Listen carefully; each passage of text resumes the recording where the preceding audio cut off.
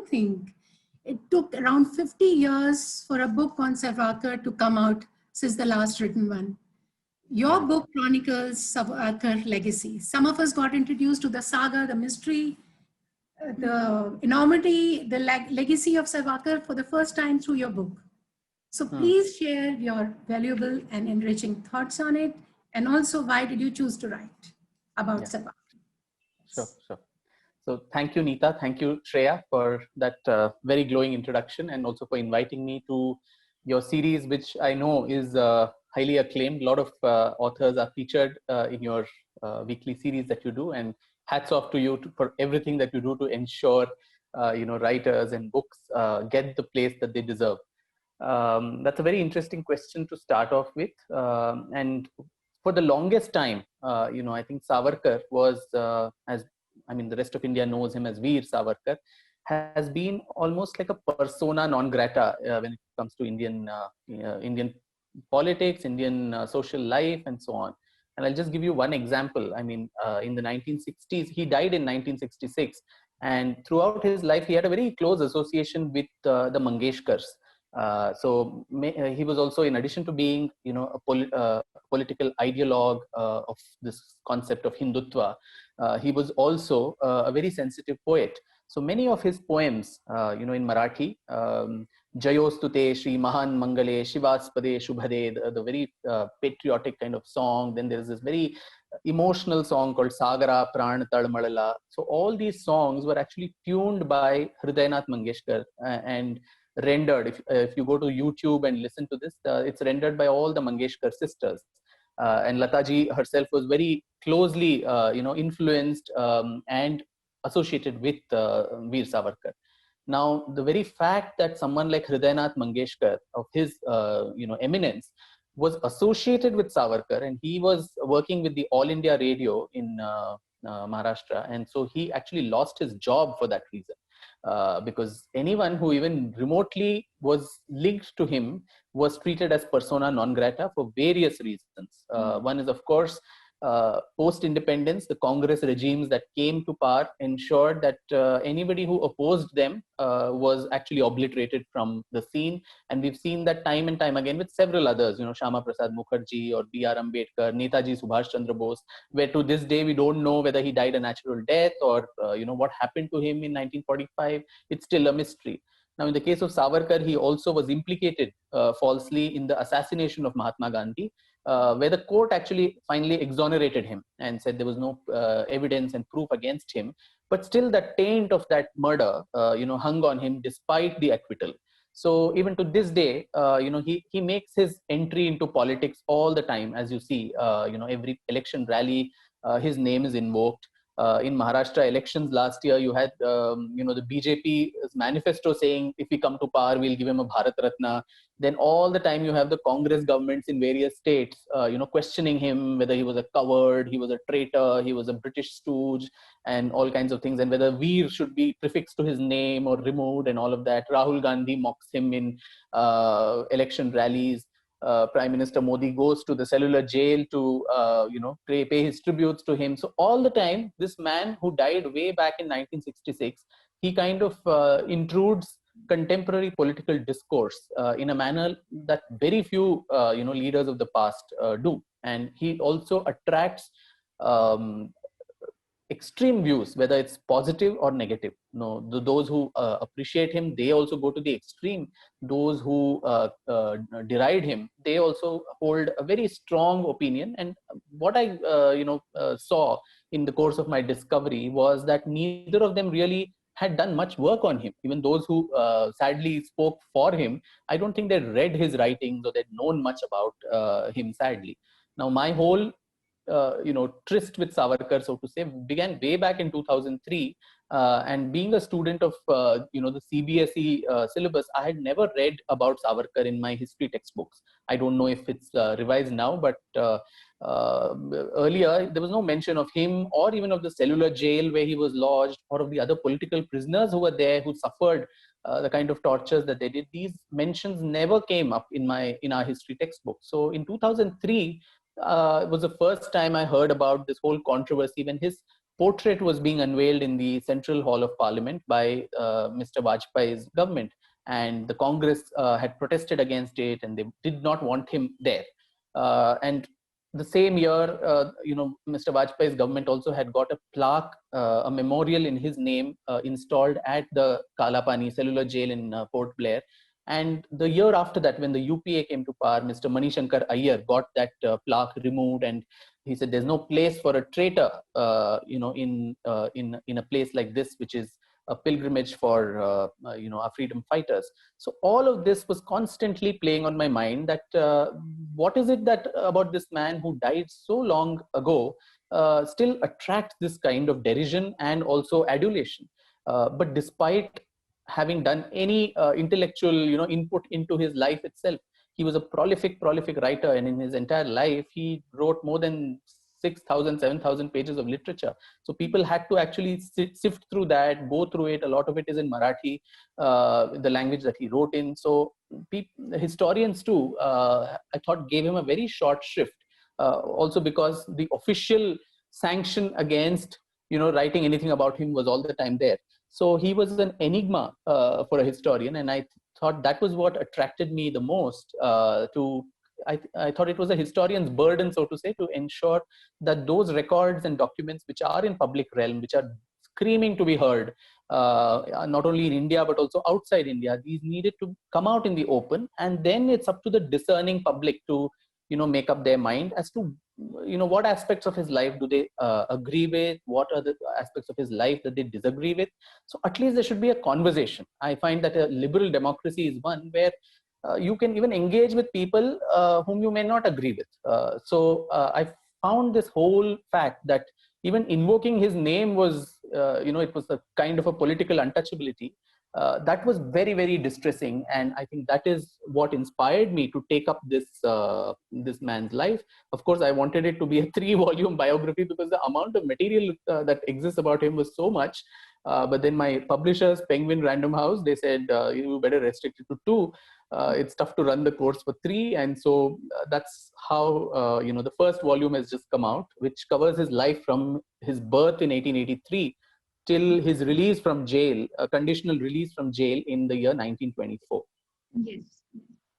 Right. So, as you very rightly put, Savarkar is a name that, whenever we hear, we have extreme opinions, and that name has a lot of value. It has a lot of weight. So building on to what you said, my next question to you would be that, when you first, now we have established that you have decided to write the book. So once you decided, did you feel it was sort of a burden that, could you do justice to somebody who carries so much political weight? And otherwise, I mean, you said somewhere that, for a human being's biography, he needs to be presented as is and not as should be.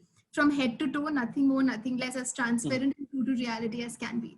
So to present a very gray perspective, a very neutral and yet a very informative fact-based. So did you ever feel that it was a burden, that if you could do justice to it?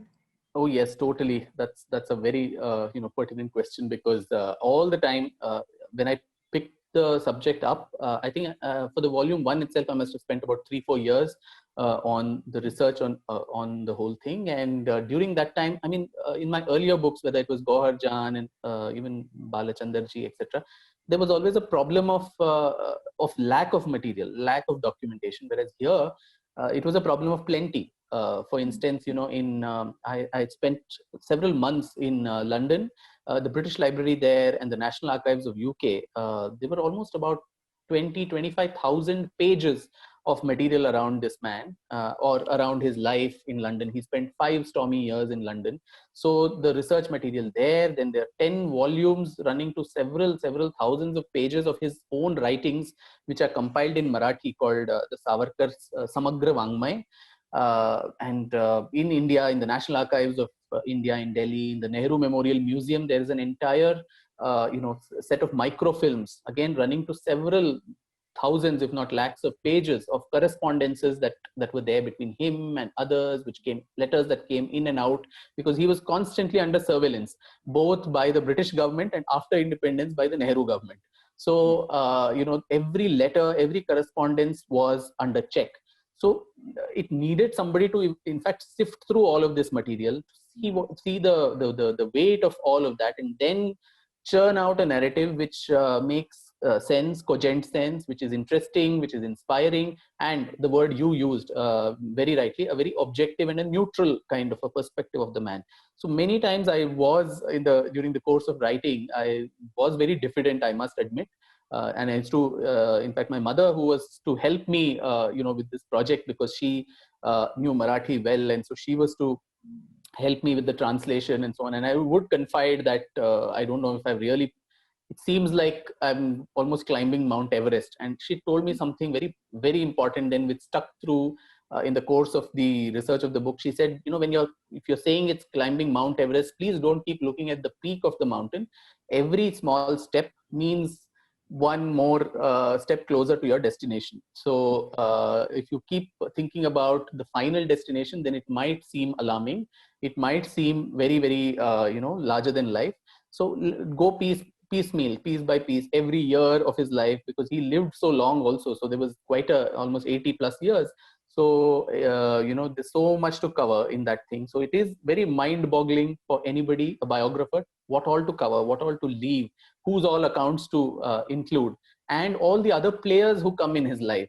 And it's not just his story, but through the lens of Savarkar's life, we're also trying to show to the readers the story of the Indian freedom struggle and how that played out between, in the background of his life, and which in turn influenced his life. So interweaving of so many, factors needed to be done.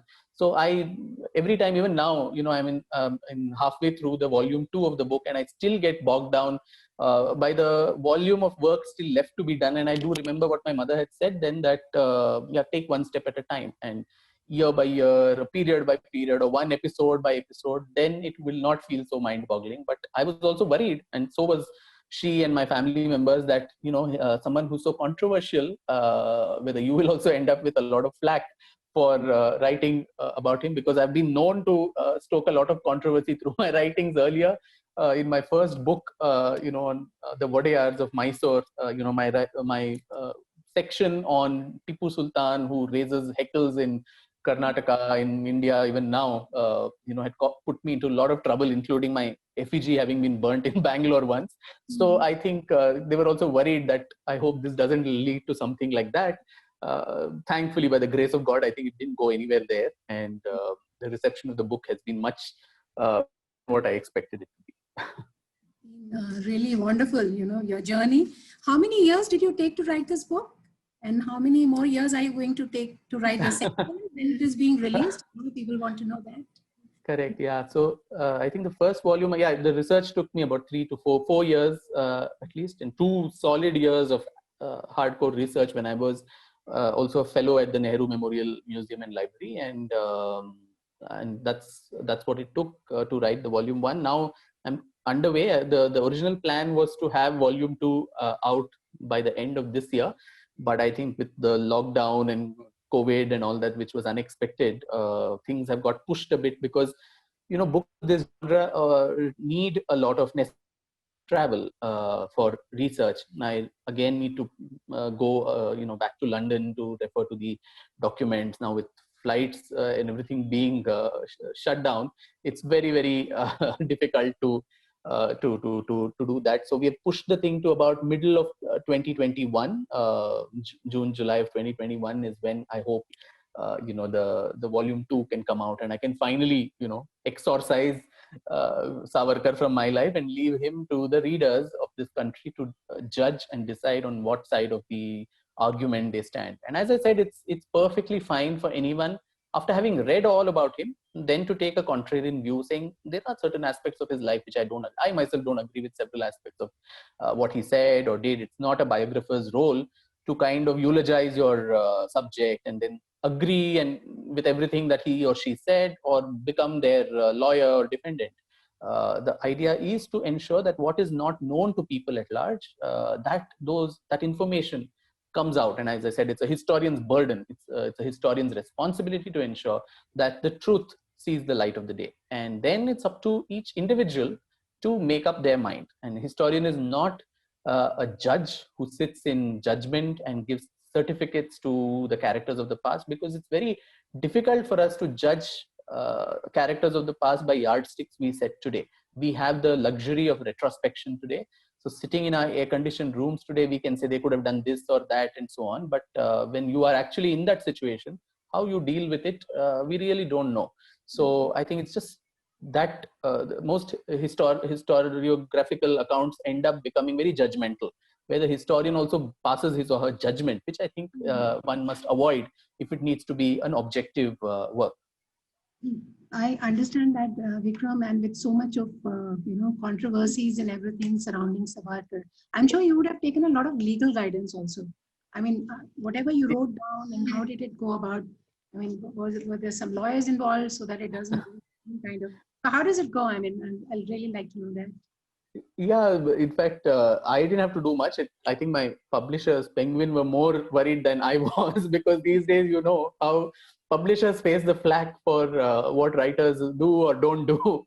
So we've just seen what happened with Bloomsbury and all of that. So, so typically, for a book like this, Penguin made it, go through legal scrutiny for almost 3 long months. So a very leading legal firm in Delhi went through each and every word and sentence of the book, and it marked out specific areas which had a potential to create foment trouble between communities, or which could be construed as defamatory or so on. And they did mark that out with me and said, unless you have source or a reference to this, then would you want to dilute this, would you want to delete it, or so on. Now the good part of the whole thing was I had sources and references for everything. So I said, yeah, sure, if I'm not going to delete anything, because everything is based on actual content. There was so much of work, as I said, thousands and thousands of pages, of reference material. It's just about finding what was where and putting it together. And so I'd be happy to provide all the footnotes to everything that you ask for. And so that's one of the reasons why I think the footnotes to the book, in fact, go to almost 150 pages Yes. in the end notes and the bibliography and all of that. So it's fine, but then, it becomes a foolproof research work, which not only, I mean, it covers the base for the author as well as the publisher, but it also then importantly becomes the starting point, the foundation for any future research by other writers, other scholars, because maybe there's some aspect of him or some aspect of somebody else in his life, which attracts the attention of another writer, another historian. Then they could pick up the threads from this, and that could spawn a new kind of work. So it also, I think, is important from that viewpoint of providing. So to your question, of course, it went through the legal scrutiny with almost like a microscopic lens, and I'm glad it passed that. And that's one reason we've not had any lawsuits or any defamation cases and all of that flying, or a call to ban the book and so on, which usually happens. That's true. I think that's a big achievement, that you were able to achieve a lot of acceptance even after writing about so much of such a big controversial figure. So, my next question is about that only. So you've mentioned how you wanted to write 3 books, and then it had to be cut down into 2. And then, of course, you had so many sources, so many facts, so many footprints. So, as someone who writes a little bit, I understand that, as writers, we tend to form strong opinions. We tend to have our own perspectives on things when we try to, write the feelings down in words. But now you're trying to formulate a biography which is very objective. So when you were writing, did you ever feel hindered that, no, I cannot express what I feel, I should just stick to the facts? Or did you, how did you balance that thin line between expressing what you feel but being objective at the same time?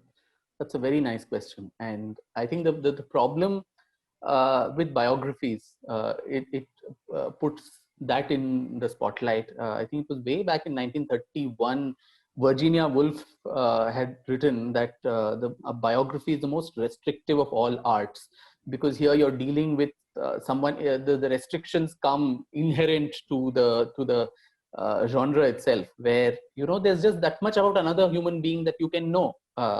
Because every detail of our own lives we don't remember. So what to speak of someone else? And someone else had said, Abyss never has a biography, because many people may not even have documented the low points of their lives themselves.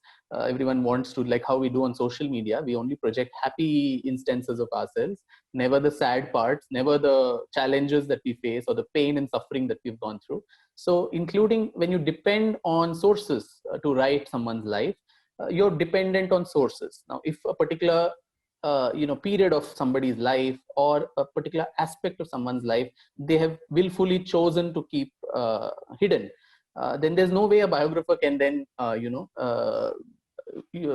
that. You just have to connect the dots and make a conjecture, and then later be under the happy assumption that your conjectures are all right. But I was lucky in this way. I mean, this problem I faced a lot with Gohar Jan and so on, where a lot of dots needed to be connected in her life. It was not an easy journey there, but here this man had himself, I think, written so much about his life. There was so much about him written, positive, negative, by others, his contemporaries, and they continue to write even now. So to get all of that was a lot more simpler. But still, to your question, I think you also meant, do you get personally involved with that subject? Do you get very emotional about your protagonist? And that is the biggest challenge that a biographer faces. Where I've always likened the writing of a biography to falling in love. So you pick up a subject only because you love the subject so much, or he or she attracts your attention, and then just like it happens in a love affair, you kind of chase your love interest. You stalk, just as you stalk him or her in the real world. In this world, you kind of stalk every little detail, ferret out every letter, information, document related to them. And then in the course of that journey, either the love can fall off when you realize that, no, this is not the person I want to be with, or the interest can only deepen. So that's what happens even in the process of writing a biography. But the most important step is, once you've collected all of this and you commit all of that to paper, at that time, it's very important to cut off the emotional cords with it and take a step back. And because otherwise there's a very thin line that separates a biography from a hagiography.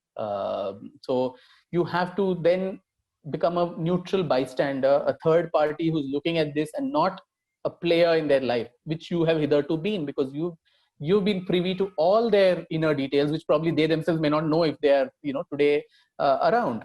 You've seen secret documents, you've seen everything which even they might not know. So the amount of emotional involvement with the person is so intense, but the genre calls upon you to cut off those ties and take a very objective, neutral viewpoint, where you will also have to be critical of some of the steps or things that they did in their life. So that is very important to do, and that step most people forget. It becomes if the biography is being written to deride someone, it becomes like a charge sheet of lots of accusations. Or if it's supposedly with an agenda to eulogize somebody, then it's like a litany of praises and so on. So I think that fine balance is very tough to maintain, which I've tried my best to maintain, and I hope I've succeeded. That's up for the readers to decide. So this aspect is, I think, very, very important to keep in mind. Yeah, right. So now I have a question which is a little away from our discussion of today. So recently, actually, a few semesters back, I was with my history professor and we were discussing something, and we chanced upon this term called liquid modernity. I don't know if you've heard about it, but for the audience here, this is a term that Zygmunt Bauman did in early 20th century. He coined, which basically means that we need to have a more fluid perspective and not be restricted to solid point of views. So you mentioned in the starting of our interview that how history has not given justice to a lot of people, and Savarkar being one of those. And in our schools we are not taught. There's barely any mention. So do you think, as a historian, we need to change the way we write history? Do you think we need to not have these stringent timelines and actually shift and maybe understand the dynamism which comes with the history and the narratives and today's timeline? Yeah, that's very true. And I've always held, there's a very famous African saying which says, until the lions find their own storyteller, the story of the hunt will always glorify the hunter. So history eventually is the handmaiden of the ruler. So it glorifies the person who is in power. And that's why I think George Orwell had said that whoever controls the past controls the future. And I think they also control the present and how people think. So in the case of Indian history, the way it has been written, we've been very, very faithful followers of the colonial version of history, where time and time again, we've always been told by our erstwhile British overlords that you as a civilization, you were unfit to rule. You are a civilization that is only born to be defeated by someone coming from outside, someone who needs to give you high culture and civilization, and otherwise you're so, you're brutes. So right from the mythical, Aryan invasion theory that has been foisted on us to all the, several invasions that we've had, right from Mahmud of Ghazni to the East India Company and thereafter, we've always been told that we are a divided nation. We never stood as one, and all we did was lose battles. Whereas today, if we are still around and kicking as a civilization, we are the only pre-Bronze Age era civilization which is still around. The Greeks, the Romans, the Egyptians, all of them are gone, and we are the only ones surviving. The oldest, possibly, or the oldest, literary work of humanity, the Rig Veda, is still something that is alive and kicking. So even if you're not looking at it as a religious text and just looking at it from the whole archival, importance of it, of its antiquity, all our rituals, our traditions, our languages, our art forms, these have survived so many centuries of invasions and plunders and all of that. But then that is not exactly what we are taught in our history. I remember a conversation I had with my good friend Rohan Murthy, the son of Mr. Narayan Murthy and Srimati Sudha Murthy, that when he was studying abroad, he was with several others, a Japanese, a Chinese, and some others, and they were all generally asked that what is it about your country that you can be genuinely proud of in terms of achievements. And so all of them knew something, but they could also expound on it and say more than, we'd probably just say, we discovered the zero or whatever, but then beyond that we will not be able to say much about what is it about our country that we can be genuinely proud of. What were our achievements as a civilization for 5,000 plus years that we've been around? We've not just been fighting with each other, oppressing each other, and doing this kind of stuff. There's been a lot of things that we've added to the corpus of world knowledge, and there've been lots of achievements. There've been resistance that we have also put to safeguard our beliefs and interests. So those stories of genuine resistance, and there's a thin line between jingoism, which is so prominent now, where Mera Bharat Mahan, but for what reason is that Mera Bharat Mahan? We have very little scholastic reasons for young people to talk about it. So I think to that extent, the history writing or historiography of India, especially post-independence, which is the saddest part, it's understandable that pre-independence the British did this, but we continued that tradition and probably made it worse after independence. And this was completely the handiwork of the left, what we would broadly call the leftist Marxist historians of this country, who have just shown that we, other than this being a nation of losers, the civilizational continuity of this civilization is not even there. It's been ruptured all the time. There are conflicts, caste conflicts, there are inter-community conflicts, and everything seen through the prism of caste. And also worse, the whole attempt to whitewash the darker aspects of Indian history, particularly, the 1,000 long years of invasions that we faced. We almost made to believe that there is nothing, so bad about it. There was a genocide of our people. There was loot and plunder. And today, world over, when people are looking back at their past, and world over, with this Black Lives Matter campaign that's going on, we are having statues of Christopher Columbus and Winston Churchill, all of them coming down because they are seen to be, not in coherence with today's standards of, constitutional democracy. But in India, we cannot really talk about, even now these invaders and, the despotic rulers are held in high esteem. I spoke about Tipu Sultan. He was a bigot.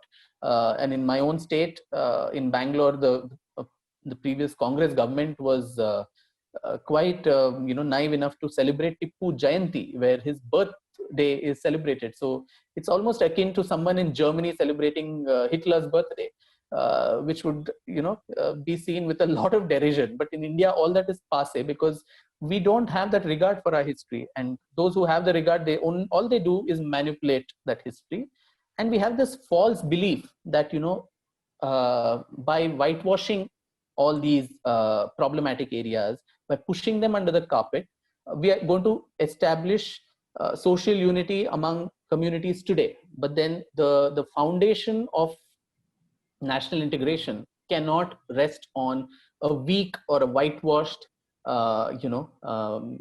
foundation.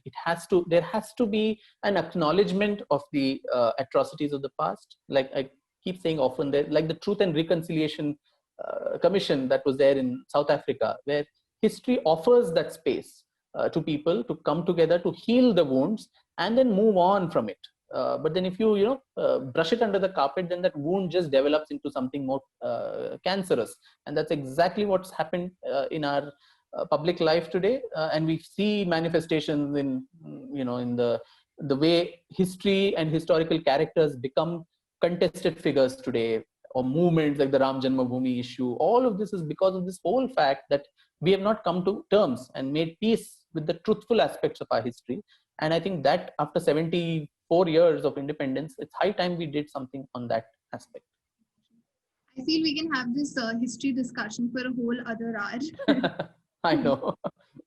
Very interesting. But yeah, our last question, so that we can move on to the interactive session, because a lot of people who are waiting with a lot of questions and they would like to directly interact with you. Just one last question. I mean, coming back to Savarkar, what makes him so controversial and what made him a revolutionary? Maybe some input from your side, short one. What made him the second part I didn't get. Revolutionary. What made him revolutionary that he was? Yeah. So, I mean, he was, to those who might not even know, he was someone who founded India's first ever organized secret society, which was called, initially the Rashtra Bhakta Samuha, and then it became the Mitra Mela, later rechristened into the Abhinav Bharat, which became quite the fulcrum of revolutionary movement in India in the early 20th century, coordinating across, revolutionary organizations in other parts of India, particularly Bengal and Punjab. So Bengal, the Anushilan Samiti and Swadhin Bharat and other organizations with people like Prafulla Chaki, Aurobindo Ghosh, Barindranath Ghosh, all of these people, and also the 5 years that he was in London. So a lot of intercontinental efforts that were made to liberate India and stand for complete liberation of India, and not piecemeal, concessions that the Congress moderates were seeking from the British government at that time. He also organized the first ever student bonfire of foreign goods in 1905 in Pune, when he was a student at the Ferguson College, in protest against the partition of Bengal by Lord Curzon. So, and the genesis of his revolutionary thought goes back to his childhood, when he was 12 or 13 years old, when the whole, very interestingly, like what is happening now in this country, there was an epidemic that was raging this country, and that time it was plague. And incidentally, the same act that is in vogue now, the Epidemic and Diseases Act, was actually formulated by the British to contain plague in 1897, and we are reeling under the same colonial law now. But of course, now the COVID warriors are nurses and doctors, but the British government did not know how to handle this. And so they instead dispatched army soldiers. And so soldiers would catch all these patients by force, and they would be ostracized from society. Homes would be ransacked, women were molested, puja ghars would be ransacked if people made any resistance, because people were, like now, I think there was a lot of resistance about this. So to protest against this whole thing, even Bal Gangadhar Tilak had written in the Kesari that who is the true son of a mother who's going to take up arms and protest against this. And those true sons were these three brothers called the Chapekar brothers in Maharashtra, who actually assassinated the plague commissioner of Pune, and that created a huge stir across India, and they were executed. And young Savarkar saw this, he got so influenced, and in front of the idol of his family deity, Ashtabhuja Bhavani, he takes a vow that Shatrus Marta Marta Mare to Zunzain. I'm going to, fight till the last breath of my life, killing the enemy. And that becomes it was not an empty promise that he took in front of the goddess, but something that he lived through the rest of his life, putting his life, his family's, lives at stake, and also changing in many ways the course of Indian history. But what makes him controversial, of course, the whole fact that, which the topics that keep coming are that he was, of course, given the most maximum kind of harsh punishment that most people could get other than execution. He was given 50 long years of transportation for life or incarceration in Kalapani. So young man of 26 or 27. So for 50 years, if he was to be there and if he was to come out alive, he was to have been released in the year 1960 at the age of 77 or whatever. So the whole idea that he begged for mercy, which was not true.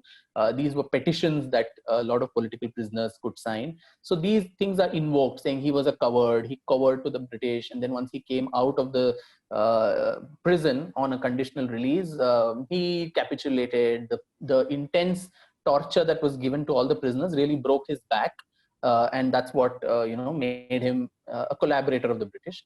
But I think the larger reason for him being controversial is that he was the progenitor of the whole political philosophy of Hindutva, which he coined in prison in 1923 in this very slim book called The Essentials of Hindutva, where he defined a Hindu not by the theological aspects or the religious aspects of the term, but as a cultural and a nationalistic identity marker of anybody who lives within this landmass between the Indus and the oceans, and who considers this land, as their Pitrubhu and Punyabhu, the land of their ancestors, and a land that is holy. Again, not with religious connotations, but one to which you owe your allegiance to, your devotion to, your loyalty to. That person is a Hindu. Is called a Hindu, not by the religious term, but by you can be of any religion, Jews, Muslims, Parsis, Christians, Jain, Buddhist, Sikh, but your cultural and national identity is that of a Hindu, because this land's essential root is Hindu, was his philosophy, which became the Hindu-ness or the Indian-ness or Bharatiyata, which he termed as Hindutva. And he also made this a very potent political force. First, he also, after coming out of jail in the 13 years that he was in house arrest in Ratnagiri, he implemented these, put this into practice through social reforms that he implemented there, through the complete eradication, through his, measures that he took for complete eradication of the caste system, untouchability, intercaste dining, intercaste marriage, entry into temples for all communities, all these kind of things that he did, and being a rational, progressive, modern, thinker who stood for no rituals, no superstition. He himself was a Nirishwarvadi, loosely translating to an atheist, who was completely against ritualistic religion. And 1937, when he becomes the president of the All India Hindu Mahasabha, for the first time, political Hindutva, comes into vogue, and it is posited as a very important opponent to the Congress philosophy, as also that of the Muslim League, which were the two main poles that time. So the third pole, which kind of gave voice to the Hindu aspirations, was something that Savarkar managed to do. So to some extent, this was a precursor to the Bharatiya Janata Party of today. And it was very well, because it was Savarkar's protege, Shama Prasad Mukherjee, who later broke off from the Hindu Mahasabha and formed the Jan Sangh, which later became the BJP. So to that extent, he is the ideological ancestor. So obviously in contemporary politics, so if the Congress wants to criticize the BJP or criticize Modi or whatever, they would then go back to the ideological ancestor and say, bringing him into the picture will castigate this man. So that's why you had someone, the former leader of the opposition, Mallikarjun Kharge, who in parliament said even your dogs did not participate in the freedom struggle. Almost trying to say that the freedom struggle and everything was something that we did. you are the usurpers who are coming in, taking over the throne, because we are the natural inheritors to this, because we fought hard for this, and all you people did was collaborate with the British. So these narratives that come into picture in contemporary politics is, I think, what makes Savarkar all the more polarizing and controversial for today's political commentary. I think we can have at least 10 sessions with you, Serge, because we have so much to learn and so many doubts. But as of now, I think we should move on to the interactive round. We have quite a few questions. And the first. Yeah, I'll request Mr. Atul Kulkarni. He's our eminent guest. He's a social activist with focus on character building. Mr. Atul, we'll unmute you just now. You may ask your question. Yeah, I think there are two things which actually put off my question a little bit. Because first thing you said, your first volume is on Savarkar's life up to and until year 1924. Yes. My question pertains primarily post his conditional release from Kalapani, because that is something which I thought is very important for the younger generation to know. That you talked about the controversy around Savarkar with his political ideology and very, very strong or stern thoughts about how India should go about achieving the freedom, and also they talk about building our own national army and making people armed, etc., etc. Those are areas where many people, and you talked about them, our so-called friends, who till date have a kind of narrative of particular historical thought process. You mentioned about them. I thought it is important for our next generation to understand Savarkar, the other part of Savarkar, which is social reformer. Many of his concepts, ideas, and initial, I would say, thoughts are even relevant today, and they were absolutely path-breaking and visionary to, an extent that we cannot even imagine. True. So I actually wanted to ask you a question on that, as to how do you see Savarkar's that contribution and role, which I guess now is coming in the second volume. But if you can answer that, or otherwise I'll have to skip. No. Surely I will answer with pleasure. So you mean to say about the social reforms part, right? Not the militarization. Yes. So as I mentioned in passing then, that so this Hindutva treatise that he wrote, that was a theoretical construct which he put together in jail, where he said everybody is the same, whether you're a Brahmin, a Nair, a Jangama, Sikh, some tribal person in Andamans. We all have the same blood. We all have the same DNA. It's the same blood of Rama, Krishna, Shivaji, Guru Nanak, all of that flows through our veins, and so there's nothing different from us. So there's no problem in intercaste marriage and all of intercaste dining. We're all one. So contrary to the perception that Hindutva was a very divisive ideology, it was actually very inclusive. It brought everyone together under one rubric of a nation. This had to be put into practice too, and he started doing that in Ratnagiri, where he was lodged for 13 years under two conditions: that he would not leave Ratnagiri without the British permission, and also he would not participate in any politics. So he had to do social reforms instead to be in public life.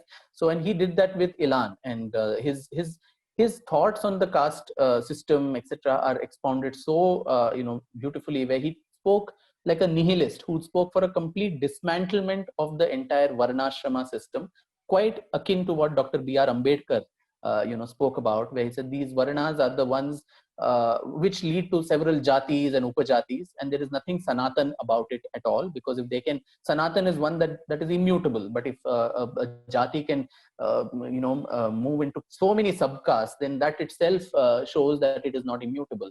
And so he had these 7 shackles that held or bandis that held the Hindu society, which had to be got rid of: Sparsha Bandi, Vyavasaya Bandi, Vedokta Bandi, Beti Bandi, Roti Bandi, Samudra Bandi, all these things where, crossing the seas, leading to loss of caste was something that he did not agree of.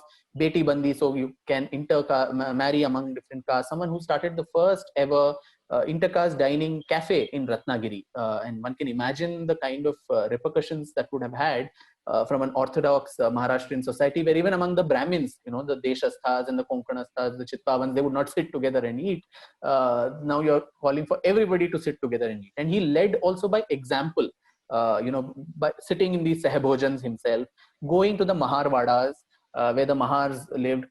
He and the other members of the Ratnagiri Hindu Sabha used to go and clean those places. There was an Asprishya Ganapati that was, kept, untouchable Ganapati, where the main priest there was a Mahar or a Bhangi, the lowest in the caste system there. And even the Brahmin had to go and, take blessings from there. So first enter the Maharvada, get them to, do what today is happening, probably Swachh Bharat, sanitation, cleanliness, personal hygiene, and all of that. And then also get them out of their cocoons and make them meet the upper caste, so-called upper caste, and then ensure common entry for everybody in schools. This was again a huge thing where the so-called untouchable children had to sit outside the class, and even if they had to be admonished, the teacher would take a chalk and throw it at them, not go and touch them. So he campaigned so actively for all students to sit together in schools, and he also used several celebrities of the time. So in Bal Gandharva, the famous Maharashtrian theatre thespian, theatre artist, came to him and invited him to one of his plays. He said, "I will agree to come on two conditions. That one is, there will be no separate seating for people of different castes. Everyone should sit together and see the play. And after the play, there should be a Sahbhojan organized for everyone." So and even in fact, in that one Sahbhojan, it was Balasaheb Thackeray's father who was also a part of that whole campaign. So there was this kind of leading by example, for which he faced a lot of flack from Orthodox society in Maharashtra, and quite evidently so. And the first ever temple in Maharashtra and probably India too, which opened its gates for members of all communities and all castes, the Patit Pavan Mandir, that was established in 1931 in Ratnagiri. And he was someone who constantly, if we, in the volume 2, I also include the correspondences between him and Dr. Ambedkar, who supported the Mahad Satyagraha of Ambedkar, who supported the whole temple entry movement that Dr. Ambedkar was running. The two of them didn't meet in that phase of their lives, which is quite ironic. But then there was a lot of consonance of views between these two people. So compared to Gandhi, who was looking at more of a piecemeal reforms to the society, where only the untouchability needs to go, they'll be called as Harijans, etc. These two gentlemen were talking for a complete eradication of all the Varna identities, because they felt that that was at the root of the entire caste menace. And only once that is taken away is when society can truly integrate. So this whole process of putting Hindutva theory into actual practice of integrating Hindu society, many people also accuse him that he did that only for the sake of numerical strength of to consolidate the numerical strength of Hindu society.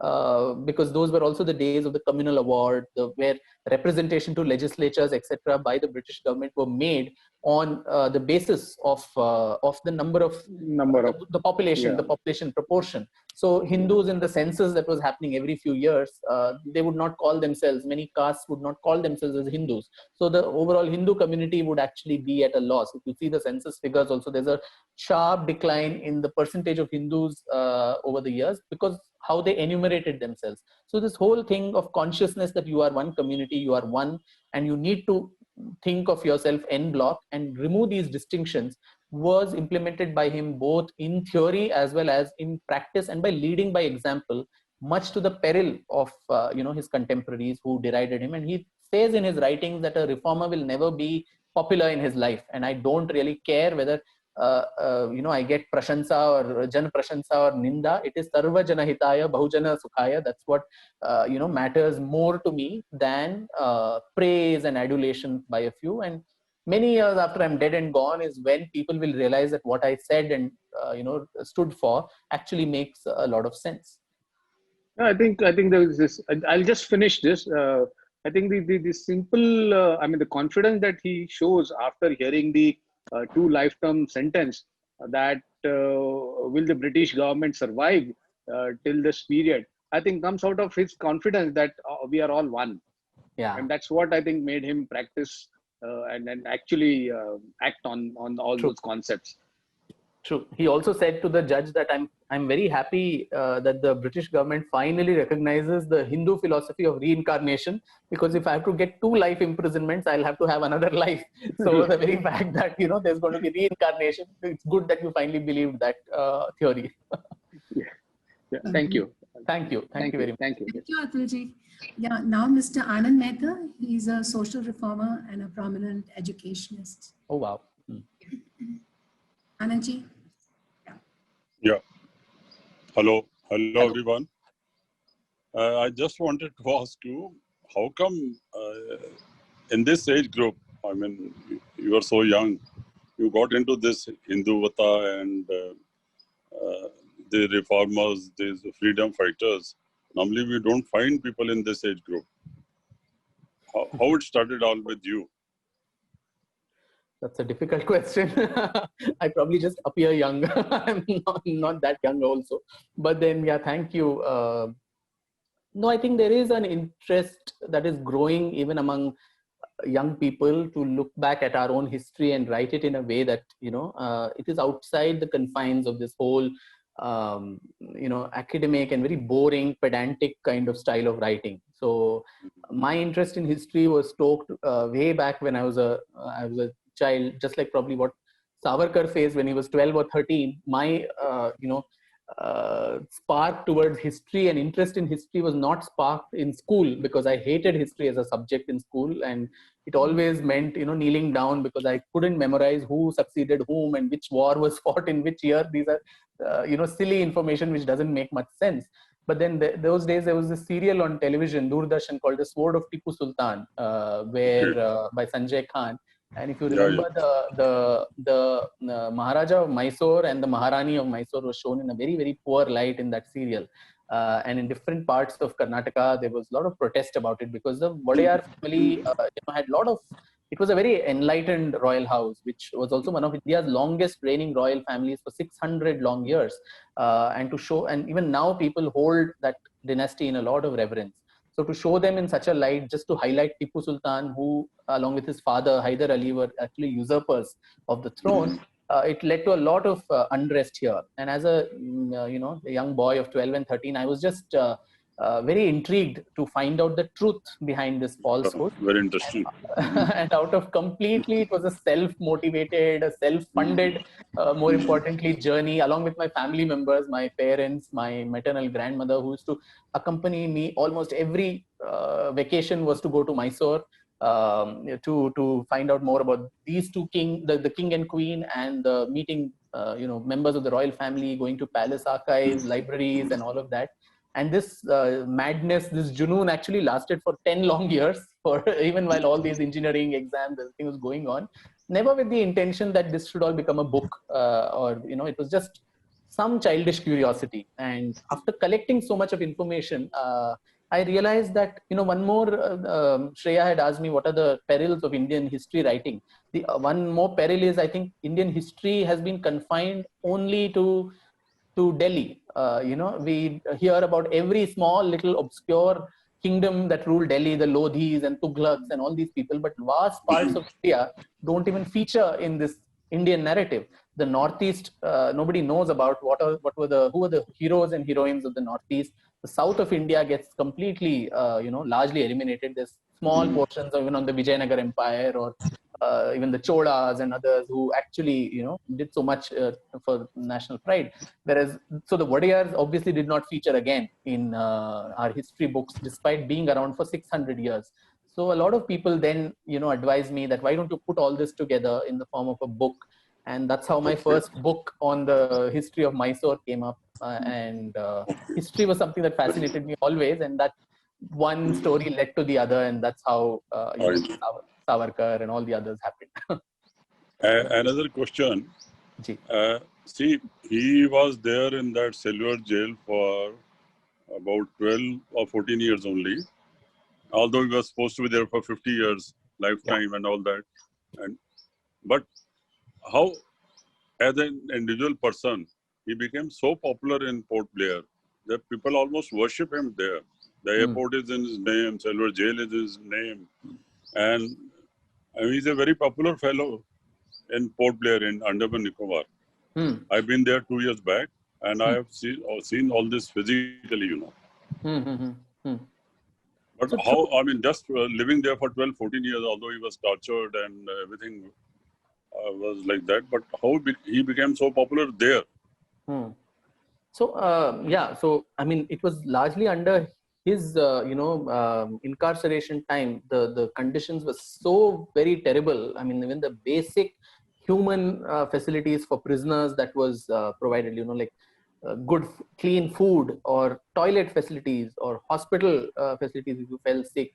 None of them, the human rights that Britain talks about. I mean, the kind of tortures that our forefathers got in cellular jail was something that Britain needs to be quite ashamed of and apologize, in addition to the Jallianwala Bagh episode that they've been saying sorry for.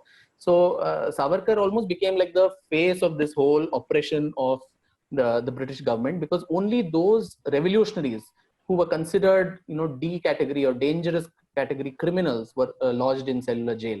The Congress, Satyagrahis and others, they never came to the cellular jail. They were all put in jails in mainland India, where the conditions were much not as bad as they were here. Here, they were literally treated worse than even one would treat animals. Yeah, there he fought against the English government there also. Yes. So, yeah. So, in the first few years, so there was a lot of non-cooperation that was done in the jail. He asked for, and he was a lawyer, and he was also someone who was good in English, and he was trained in law in London. So most of the people, including the jailer who was Barry, who was the main kingpin of doing all this torture, he used to call him Bada Babu. So they always used to, while they used to torture him also, they would, actually take his name with respect. So he became like the spokesperson for all the other political prisoners. So all these petitions that people talk about, he was actually asking not only they're showing all this in the light and sound show in the evening, you know.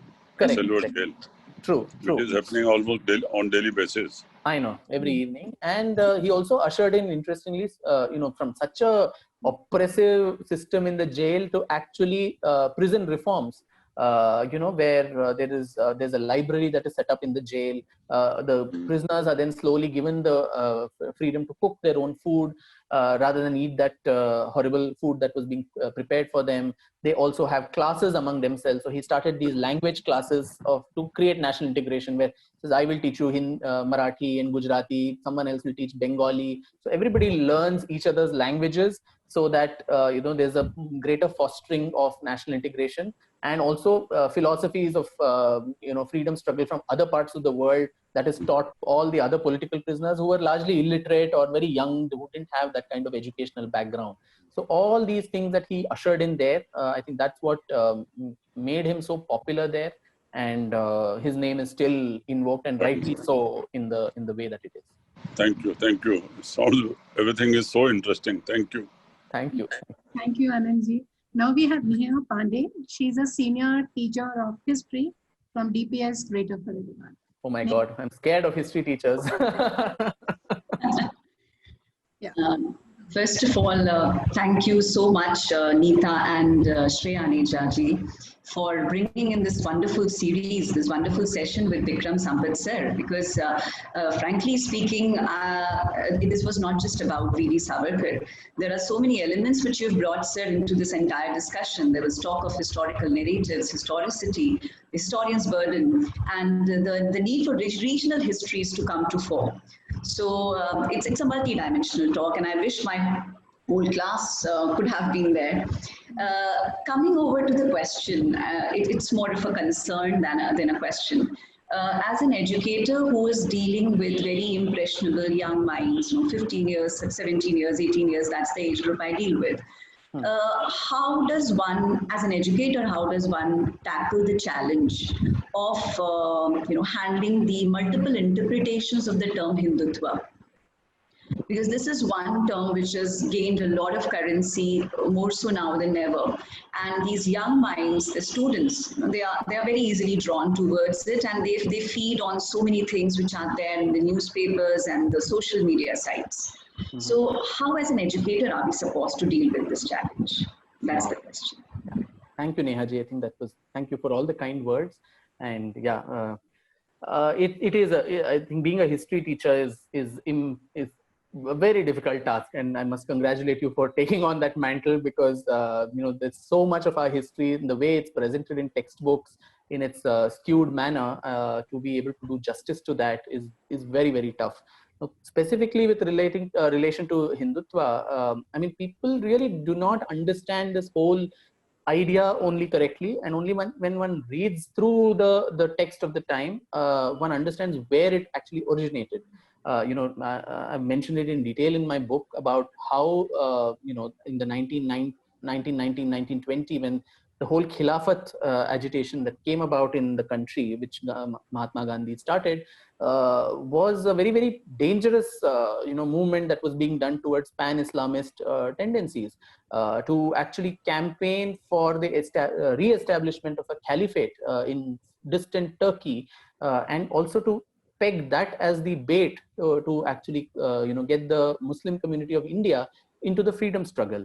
Now, there was no need to use extraterritorial allegiance to some other country to actually, you know, provoke one's patriotism for one's own land. And that bane, I think, was what culminated in the partition of this country. And the seeds of partition was sown in the Khilafat movement, which we are not told of in that way. So Hindutva was seen as an answer to this political Islam, saying, you know, it was not a conflict, so to say, between the two religions, but then it's, as it is made out to be even today, but it was more of a political tool. If one group is going to consolidate itself on religious terms, and the other group is all fractured and you know, broken into so many pieces, it is very obvious which group will you know, win over another in the event of a clash or a civil war.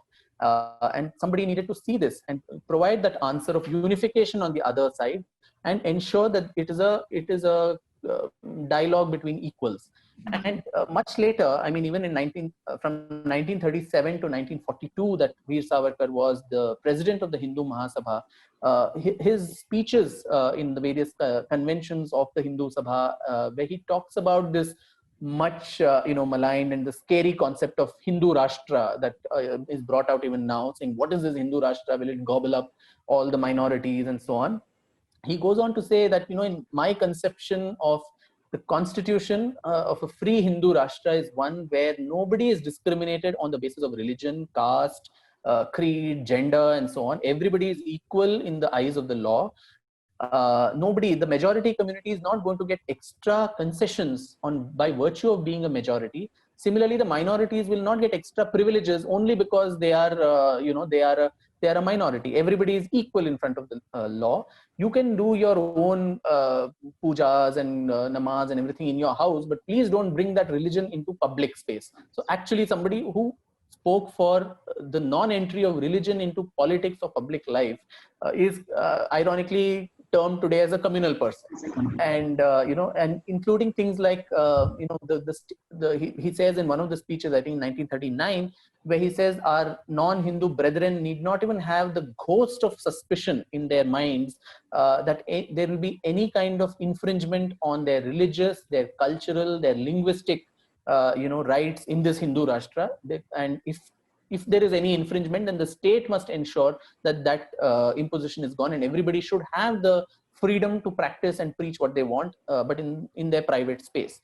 And even the state can give grants like what they do to, you know, say madrasas or churches and for pilgrimage and all of that. But the amount of money that is given to the communities should be in proportion to the taxes that those communities pay to the national exchequer. So you also need to be an asset to the country to gain something out of the country. So always this whole stress that nation first. If you contribute to the country, you get something back in return. So there is shorn of any emotionalism, but only on the basis of, you know, utilitarian theory that this was posited. I think that is very important to let people know. And also interestingly, when we talk of Hindutva too, people don't see the various versions and shades that come with this term, because Savarkar was never a part of the RSS. The Hindu Mahasabha was a different organization from the RSS. And in fact, the two of them had a lot of differences of opinion on several matters. Savarkar was a rationalist who spoke against cow worship, and he said the bovine is not divine and all of that, which RSS, largely being Orthodox Maharashtrians at that time, they would not accept many of these versions. And also the RSS wanted it to be more of a socio-cultural organization and not enter politics like they continue to do even now. So today we don't even make that distinction. We just brush everyone together. And the version of Hindutva which was more virulent was something which came up briefly with someone like a Nathuram Godse, who did the most despicable act of assassinating Mahatma Gandhi. But Godse himself in his testimony in the court says we were disillusioned with the pacifist version of Hindutva that Savarkar was propagating, and so we decided to take up arms ourselves and kill whom we thought was the enemy of the state. So there are different nuances, there are different versions of this large behemoth that we call as Hindutva or Hindu Rashtra, and what it actually stood for, what were the thought processes, what were the driving forces for that.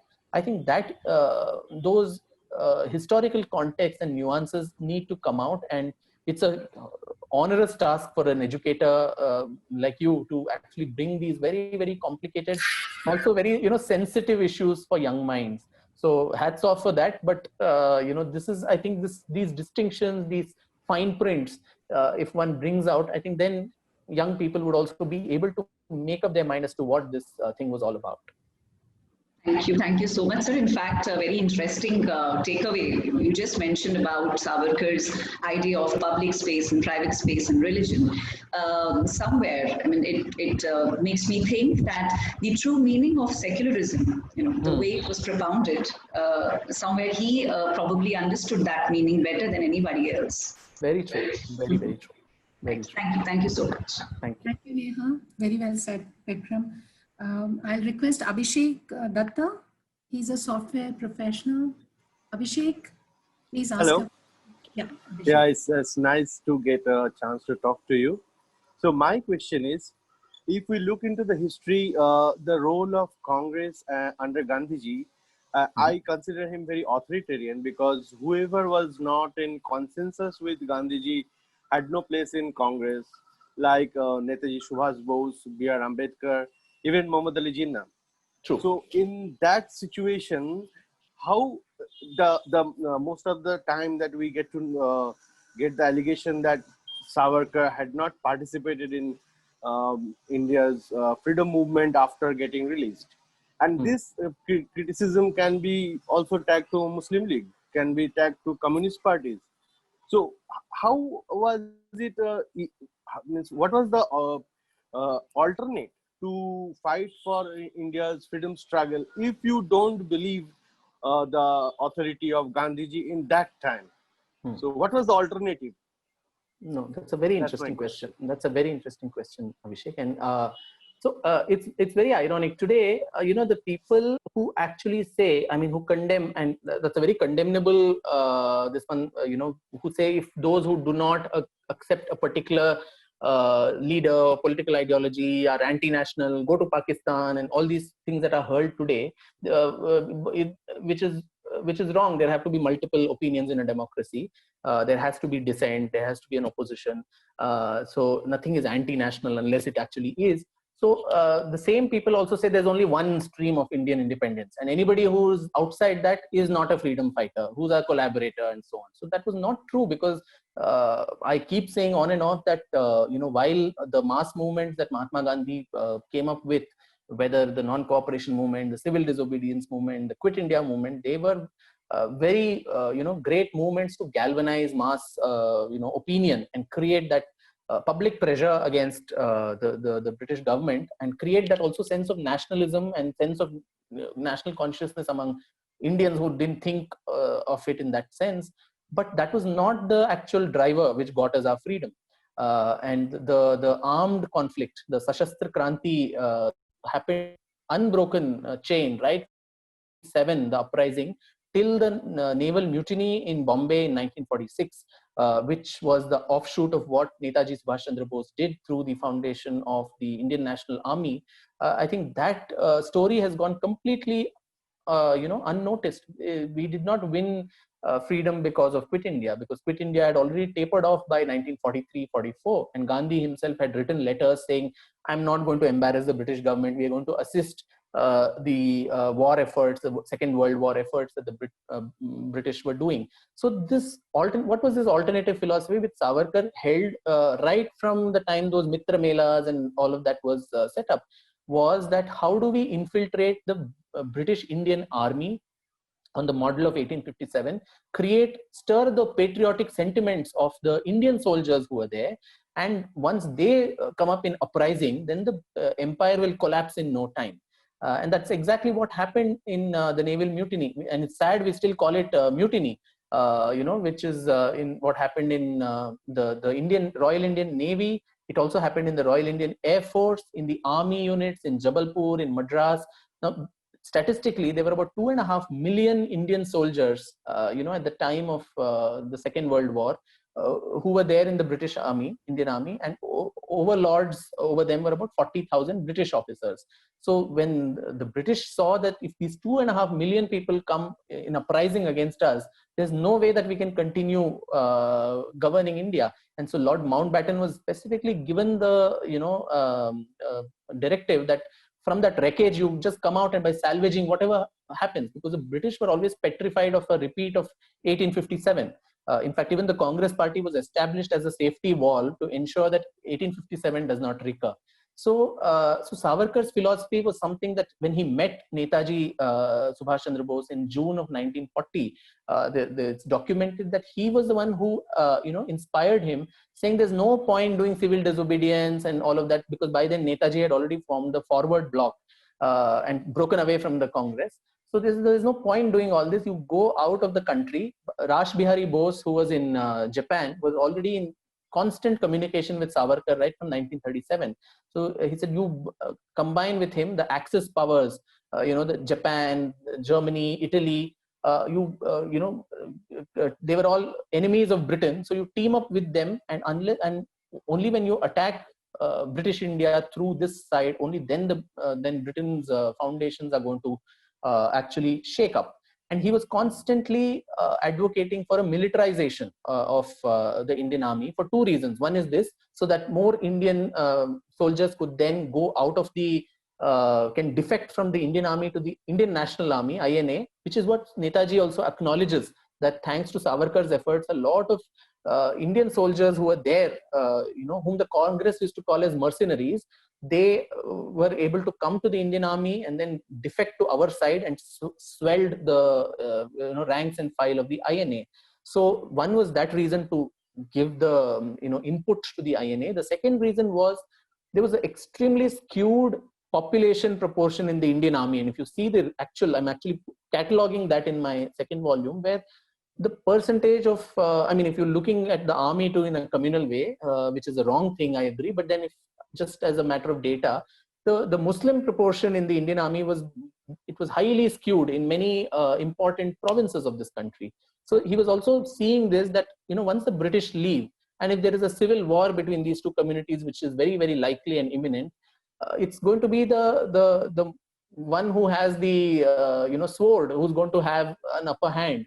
Now, if there's no counter to that, if there's no equal number, then you're not going to be able to resist the aggression. And we saw that, immediately after independence, the kind of, attacks on the Northwest Frontier Province, in Kashmir, the tribal aggression there, all that was a play out of this very aspect that unless ahimsa and sitting in satyagraha was not going to solve the problem.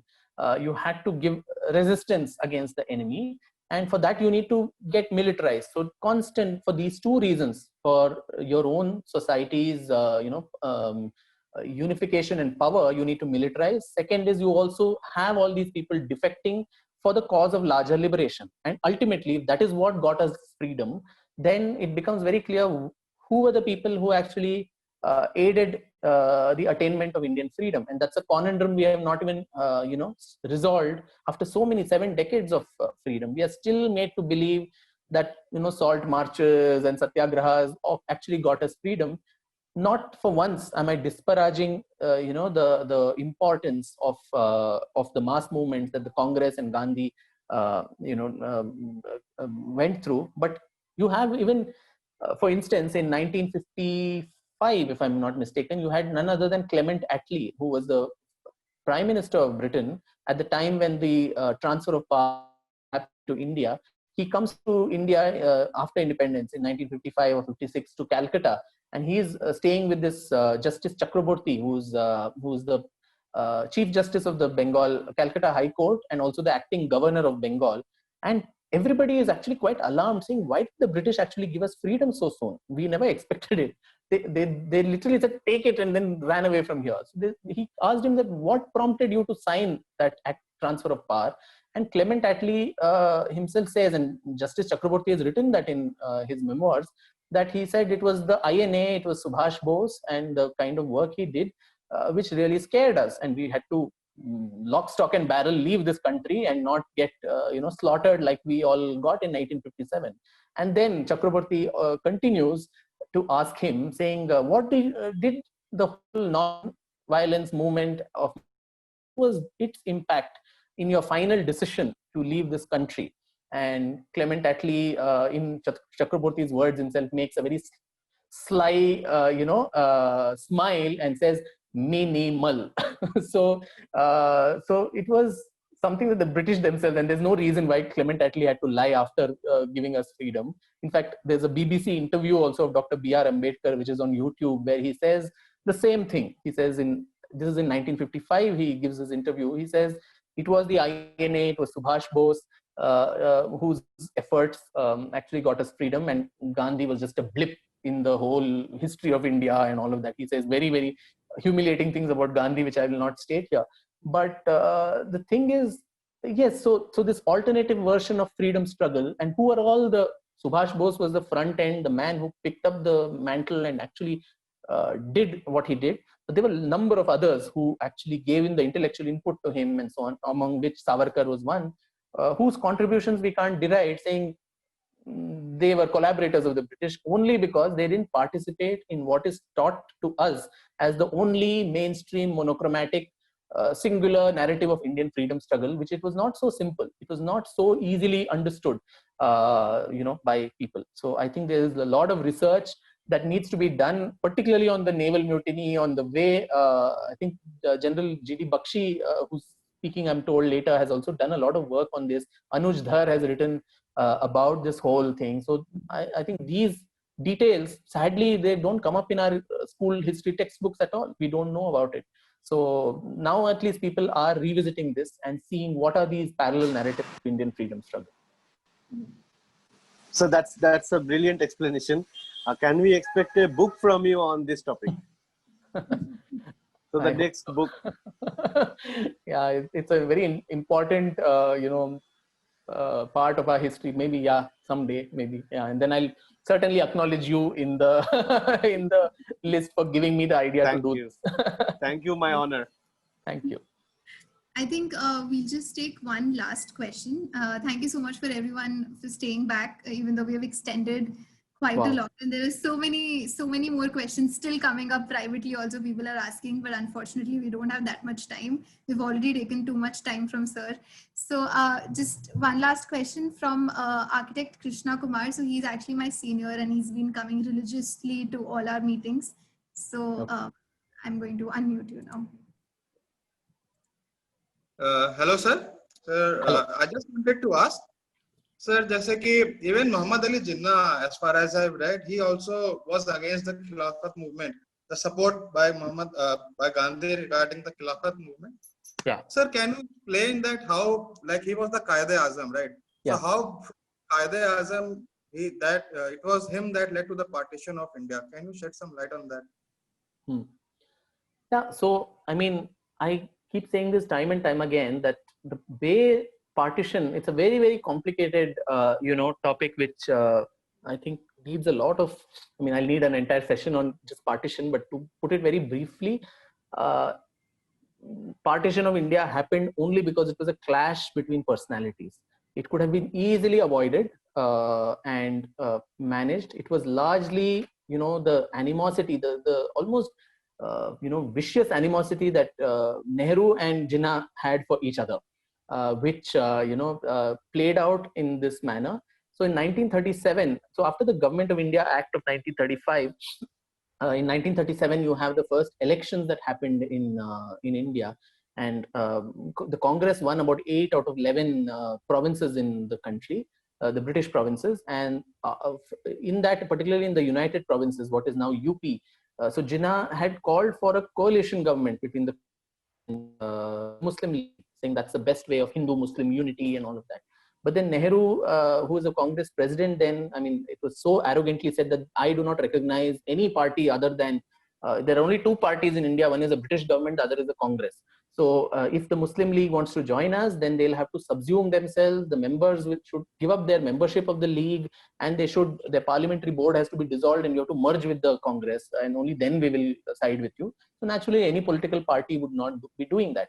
Then the Congress also started its very failed mission of a Muslim mass contact program from 1937 in an effort to build its constituency among the Muslims of this country. Now, all of this was being seen by Jinnah as a direct attack on himself, his party, and his community. And he then used all of this in such a potent way when pushed to the corner so much, literally pushed to the corner.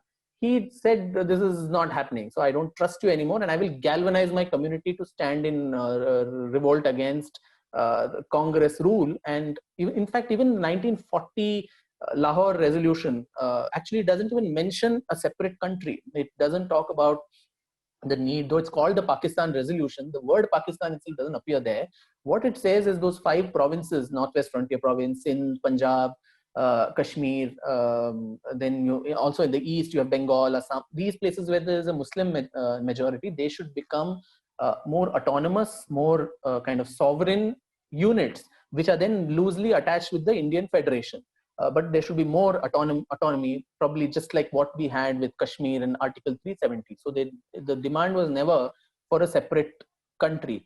But if you actually see the story of partition, it was the Congress which literally forced the Muslim League, saying, we are willing to give you a separate country, please take it and go.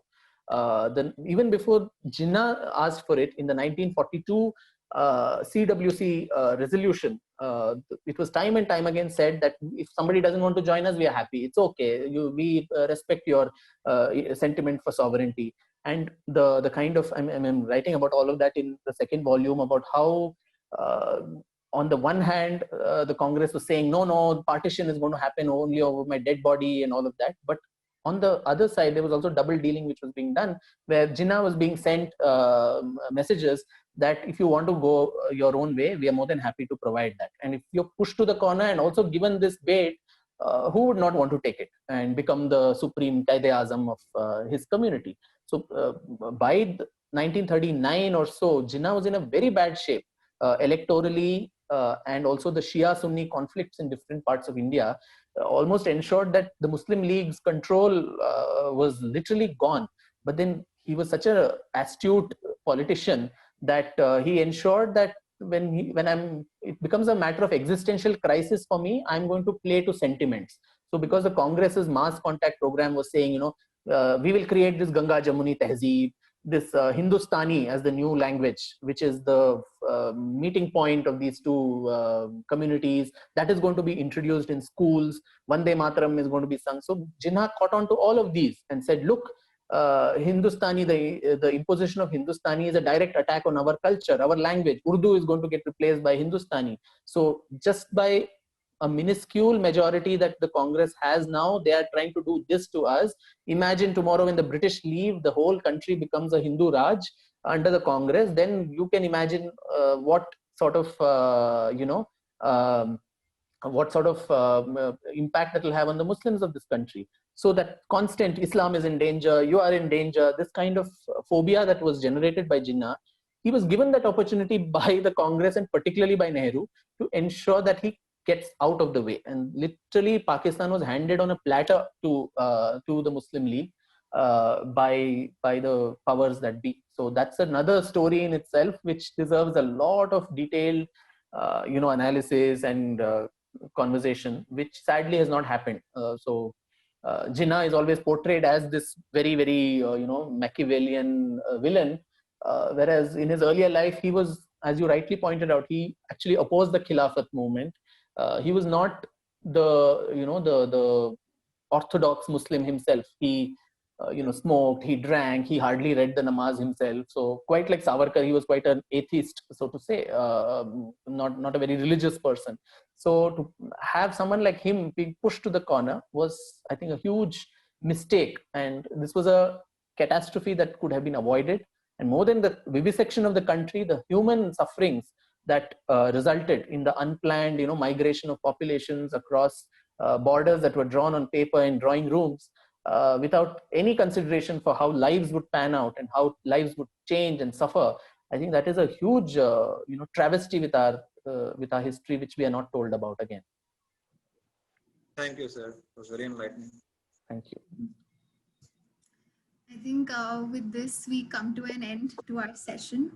I would like to thank everybody for coming here and giving us your time, listening to us. It's always very interesting because we've always had authors who are just not in one field, and they are always plattered over quite a lot of fields, and they have so many opinions. So the sessions always extend a little bit. So thank you so much for bearing with us.